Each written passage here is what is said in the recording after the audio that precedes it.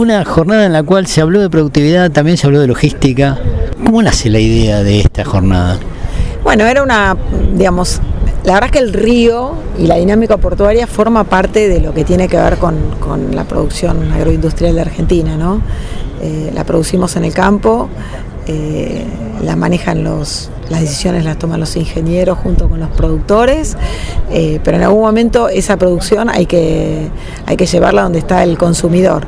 Bueno, hay parte de la producción que es de consumo local y hay un gran saldo exportable. Argentina, cuando se define como un país agroexportador, es porque produce mucho más de lo que tiene como consumo local. Ese saldo exportable es lo que sale por este río. Y venir al río era un poco darle magnitud, ¿no? Ver estos barcos de 200 metros cargando grano, que se llevan grano, o aceite, o harina. Esto requirió de algunas tecnologías, o de muchas tecnologías, ¿no? Y que se manejen adecuadas, y bueno, eso quedó en el campo. Usualmente nosotros vamos a visitar el campo, pero este era el desafío, decir, bueno, vamos al punto final de la cadena, donde lo dejamos de ver ya lo que hicimos, y que es cuando se va el barco. Y bueno, acá el principal análisis que nosotros buscábamos hacer era, si yo veo que un barco se va con 100 kilos de nutriente transformado en comida, ¿no? En grano, en aceite, en harina. Cuando ese barco se va con 100 de nutriente, lo que entra por este mismo puerto son 50 de fertilizante. O entran 40, ni siquiera llega a 50, ¿no? Entonces, salen 100 y entran 40. Sí, ¿qué pasó ahí? ¿Los otros 60 dónde están, Fernando? ¿Van a venir mañana? Ese barco no va a venir. Todo el resto de los nutrientes los aportó el sistema, el suelo. Ahí hay algo que no está siendo sostenible en el tiempo, porque el suelo se agota. El suelo se agotó en algunos lugares ya. Entonces acá hay algo que tenemos que revisar. Y revisar implica hacer ingeniería, hacer diagnósticos, hacer análisis, juntarnos con profesionales, buscar la evidencia científica, que es mucha y es contundente, y empezar a ver cuánto tiempo más puedo sostener esto. Eso por un lado, cuánto tiempo lo puedo sostener. Y por otro es, pero ¿y si yo en vez de aportar 40, aportar a 80 o aportar a 100 de esos nutrientes que se fueron con la comida? ¿Voy a producir más comida? Sí. ¿Cuánto? Y nosotros lo que tenemos, la evidencia científica, y que hoy la contó Guido Di Mauro de la Universidad Nacional de Rosario, pero también la cuenta la gente de Balcarce, lo cuenta el INTA Oliveros, lo cuenta la Universidad Nacional de Río Cuarto, y cualquiera de los grupos investigadores que vos puedas consultar, es que si nosotros hacemos una nutrición balanceada de los cultivos y le damos a los cultivos los nutrientes que requieren, voy a poder producir un 40% más de alimento. Entonces, hay dos impactos directos del inadecuado uso de la nutrición de los cultivos. Uno es que rinden menos de lo que deberían rendir, de lo que podrían rendir, y otro es que se deteriora el recurso natural, que en definitiva es donde voy a volver a producir. Y año tras año vuelvo a producir en un suelo un poquito más deteriorado. ¿Y eso qué hace? Que cada vez mi brecha, si yo no pego una corrección, mi brecha se puede agrandar. Entonces, no solo que no alcanza lo que hacemos para cerrar la brecha, sino que si no mejoramos de verdad el manejo, esa brecha se puede agrandar. Y entonces, ¿qué hacemos? Y me dice, pero Argentina produce cada vez más. Y es que en general lo hace a expensas de superficie. Aumento el área. Entonces Argentina produce cada vez más porque aumentó el área. Pero tengo la oportunidad de en la misma superficie producir un 40% más. Y después además agrego más área, un golazo. Pero estamos ya en zonas, probablemente produciendo en zonas donde son ecosistemas bastante delicados, donde hay que hacer muy buena ingeniería agronómica para sostenerlos bien y para poder producir ahí. Bueno, si yo en las 30, 40 millones de hectáreas que producimos, 37 millones de hectáreas que producimos, lo hago mejor, puedo ahí mismo levantar 40% más de alimentos. Ni hablar si logro incorporar otras hectáreas. Entonces, lo que no puede pasar es que la producción siga aumentando a expensas de superficie. Tiene que aumentar a expensas de mejores manejos. Y hoy la evidencia científica que tenemos nos ayuda de manera incondicional a hacer las cosas bien. Hay que buscar el asesoramiento profesional, hay que... cada región tiene su particularidad, hay información para cada región, no podemos permitirnos no producir más y no podemos permitirnos menos deteriorar los sistemas. La soja argentina o producida en Argentina tiene un valor proteico que es deficiente. ¿Cómo impacta esta brecha en la fertilización en la soja? Bueno, el desafío de producir sojas con buena proteína, Argentina, hay algo que contribuye a la producción, a la calidad proteica de la soja, que son las latitudes. Las latitudes más bajas, o sea, países más tropicales, suelen tener sojas con un poco más de proteína que los países que somos más templados o más frescos. Entonces hay algo que ahí no puedo cambiar. Esa es una variable que no la puedo modificar, no me puedo mover de latitud. Ahora, dicho esto, las que influyen y las puedo manejar, por ejemplo, todo lo que tiene que ver con genética, con cultivares más proteicos, con mejor genéticas más productoras de proteína, se pueden combinar con genéticas más rendidoras, se pueden. Se han logrado. ¿Puedo hacer un manejo nutricional más adecuado que me permita a mí mejorar algún punto de proteína? Sí. No voy a pasar de una soja de 35% de proteína a una soja de 42% de proteína nada más que manejando la fertilización. Eso está claro que no. Pero a veces lo que necesito corregir para no quedar colgado de la palmera con la calidad, para no perder ese mercado, porque lo que va a pasar es, ¿qué pasa si vos cosechás soja, si vos exportás soja con baja calidad de proteína, con bajo porcentaje de proteína? Perdés mercados, porque en definitiva lo que está buscando esa soja es ser alimento, y el alimento es la proteína. Entonces, el riesgo que corremos cuando se nos cae la calidad de la proteína, la calidad de la soja, es perder mercados.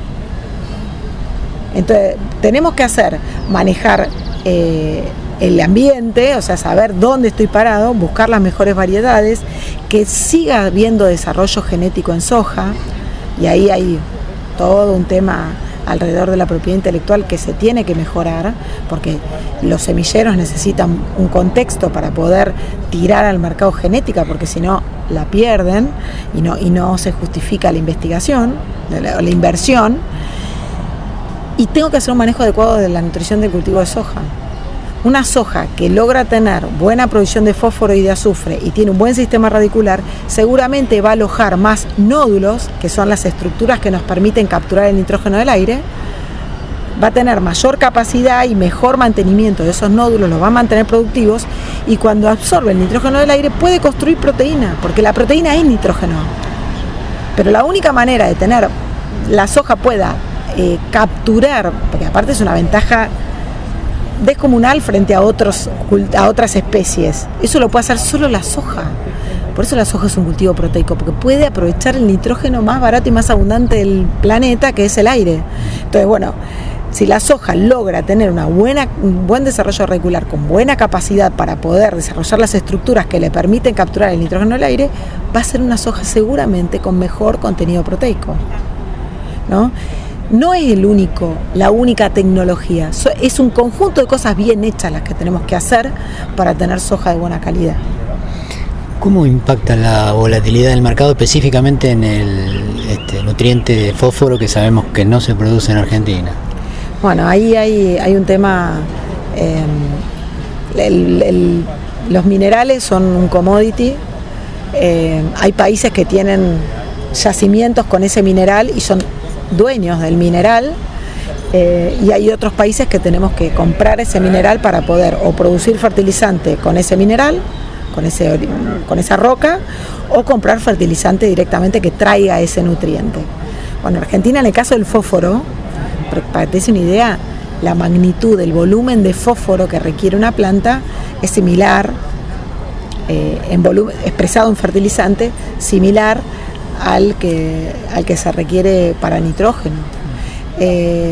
Pero la Argentina no tiene fósforo, no tiene roca, entonces lo tiene que importar. Es un poco lo que medíamos hoy en la dinámica. ¿Por qué Argentina importa? Bueno, es un commodity, tiene la dinámica de un precio commodity, está muy